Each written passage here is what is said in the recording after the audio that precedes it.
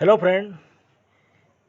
जब जब हमारे जेहन में निष्ठा, कर्तव्य, आदर, सम्मान, बलिदान, सेवा के शब्द हमारे जेहन में गूंजते हैं तो हमारे स्मृति पटल पर भारतीय सेना की आकृति बनने लगती है।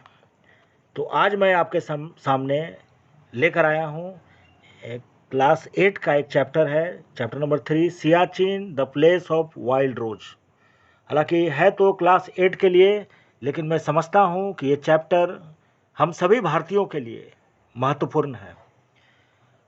तो सियाचिन जो चैप्टर है, इस चैप्टर में ये बताया गया है कि जब हम लोग अपने घर में आराम से सो रहे होते हैं, शांतिपूर्वक सो रहे होते हैं, तो भारतीय सेना के जवान सीमा पर प्रहरी के रूप में जगते हैं, खासकर उन दुर्गम स्थानों पर जहां पर तापमान -40 डिग्री सेंटीग्रेड होता है। तो आप अंदाज लगा सकते हैं कि -40 डिग्री तापमान में हमारे सेना के जवान रात्रि में जगकर प्रहरी के रूप में देश की रक्षा करते हैं। तब जाकर हम लोग अपने घरों में शांतिपूर्वक सो पाते हैं। ये कहानी सियाचिन ये बयां करती है। सियाचिन नाम क्यों पड़ा? सिया का मतलब होता है गुलाब की एक प्रजाति है सिया। चून चून का मतलब होता है पर्याप्त मात्रा में, एबंडेंट। चून एक बाल्टी भाषा है जो तिब्बत की भाषा है, बाल्टी लैंग्वेज है, जिसका मतलब होता है पर्याप्त मात्रा में। तो सिया प्लस चून तो नाम पड़ गया सियाचिन। तो सियाचिन का मतलब वाइल्ड रोजेज का मतलब, वाइल्ड का मतलब जंगली नहीं, मतलब काफ़ी अनेकों प्रजाति के गुलाब वहाँ पर पाए जाते हैं। और प्रतिकूल माहौल के बावजूद, प्रतिकूल जलवायु के बावजूद सियाचिन में सबसे जो खूबसूरत चीज़ है, वहाँ पर गुलाबों की प्रजाति है। और सियाचिन समुद्र के तल से 18,875 फीट के ऊंचाई पर स्थित है सियाचिन। और यहाँ का ग्लेशियर सबसे लंबा है। कारकोरम रेंज में, ट्रांस हिमालयन के रेंज में यह बसा हुआ सियाचिन भारत के उत्तर पूर्व में स्थापित है। और भारत और पाकिस्तान के द्वारा आपसी सहमति से इन 1972 में यहाँ पर लाइन ऑफ कंट्रोल की स्थापना की गई थी। और इस लाइन ऑफ कंट्रोल के एक तरफ भारत है और दूसरे तरफ पाकिस्तान है। बोथ इंडिया एंड पाकिस्तान, दोनों भारत और पाकिस्तान आपस में इस क्षेत्र पर दावा करते रहे हैं। सन 1984 से लेकर 1999 के बीच अनेकों बार भारत और पाकिस्तान में झड़प हुई और भारत ने इस सियाचिन के मेजर पार्ट को अपने ऑपरेशन मेघदूत के द्वारा इस पूरे क्षेत्र को अपने कब्जा में कर लिया। 1984 के बाद सियाचिन के ग्लेशियर के जितने भी मेजर पार्ट है, वहाँ का प्रशासन, एडमिनिस्ट्रेशन भारत के द्वारा संचालित होता है। It forms the part of the Leh district, Ladakh. और भारतीय सेना ने यहाँ पर पूरे विश्व की सबसे ऊंची हेलीपैड की स्थापना की इस ग्लेशियर पर। और उस जगह का नाम है सोनम। सोनम एक ग्लेशियर में एक जगह है जहाँ पर Indian army has establish 21,000 feet the world's highest helipad. तो दुनिया के सबसे बड़े हेलीपैड की स्थापना की गई वहाँ पर। 21,000 फीट है जो 1984 में भारत ने मेघदूत लॉन्च किया था, मिलिट्री ऑपरेशन। और उसके बाद सियाचिन का पूरा एरिया, ग्लेशियर और वहाँ के आसपास नदी और सारे टेरिटरी भारत के नियंत्रण में है। पाकिस्तान ने वहाँ पर अबाबील ऑपरेशन चलाया था और भारत ने मेघदूत चलाया था ताकि उस एरिया में डोमिनेट हो सके।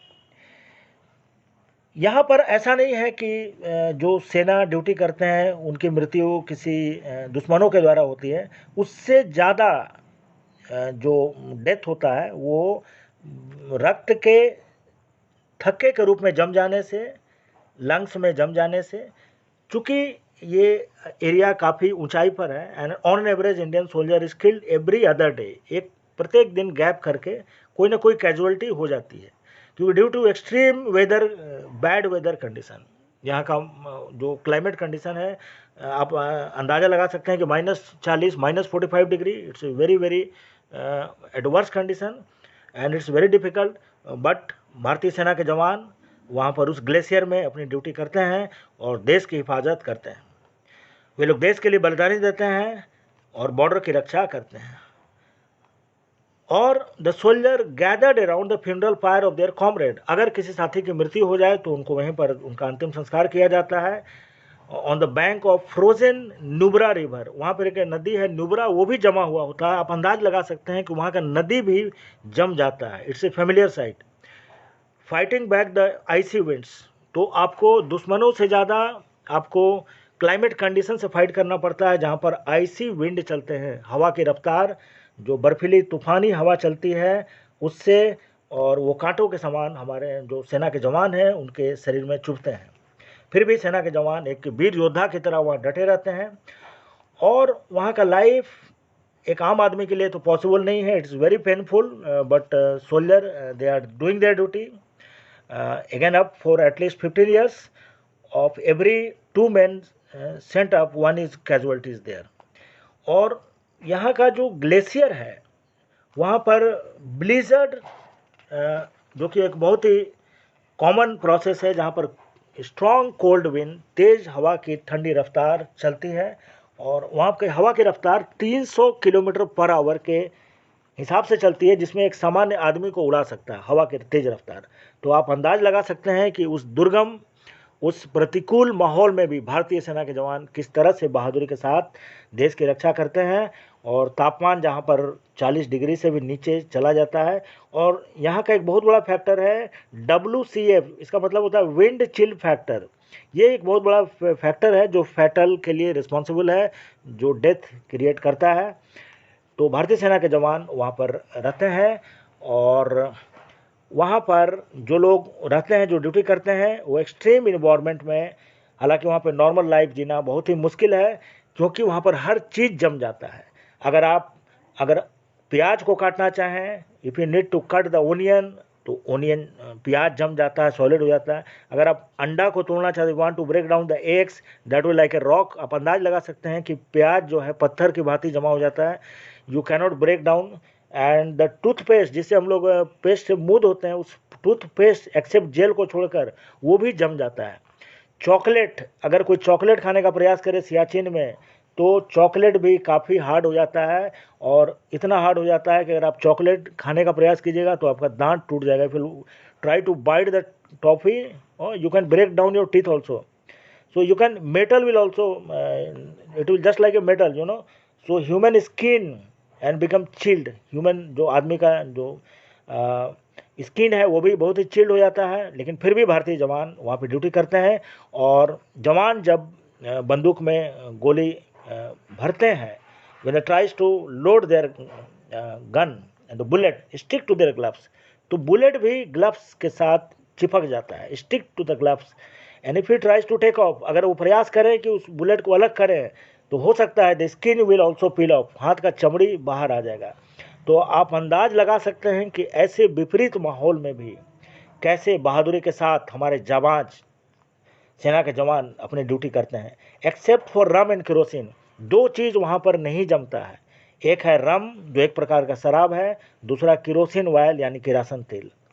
हर चीज़ जम जाएगा, सॉलिड हो जाएगा, लेकिन केरोसिन ऑयल और रम नहीं जमता है।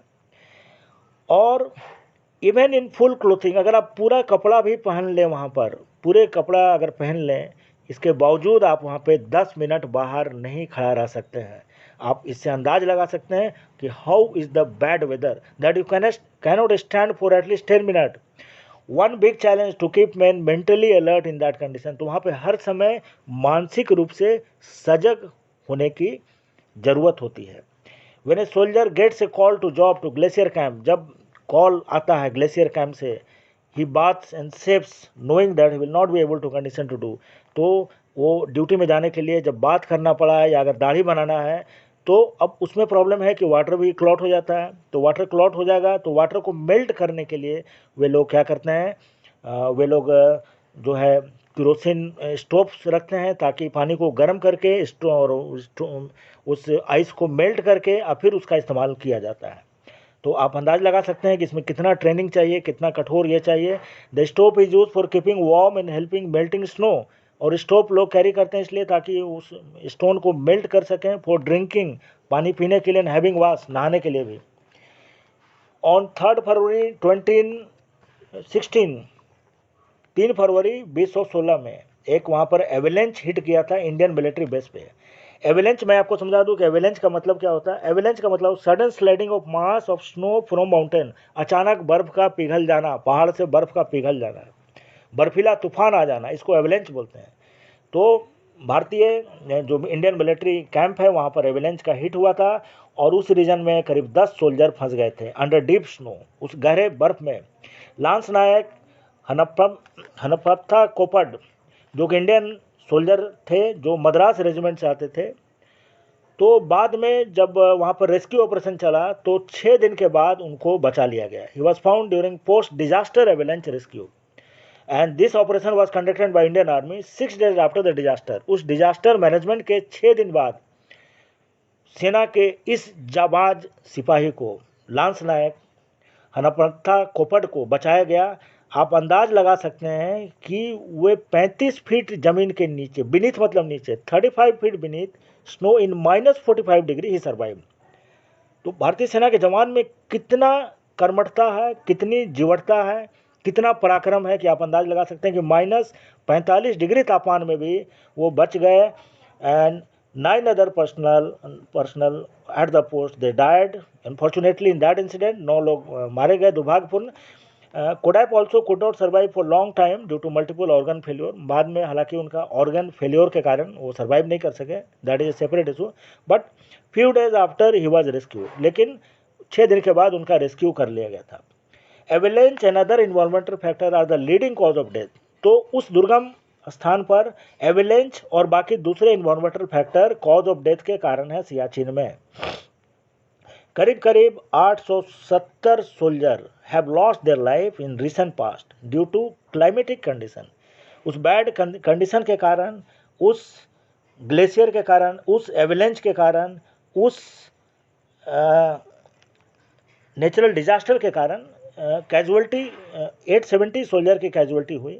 फिर भी डिस्पाइट सच चैलेंजेस, इतने चैलेंज के बाद भी, इतने कठोर वहाँ के रूटीन के बावजूद भी हमारे जो सेना के जवान हैं वो हमेशा वहाँ पे तैयार हैं ताकि राष्ट्र की सेवा कर सकें और make our country safe and secure all the time, ताकि सभी लोगों की रक्षा कर सके। Thank you very much to all of you. Please watch and share this video.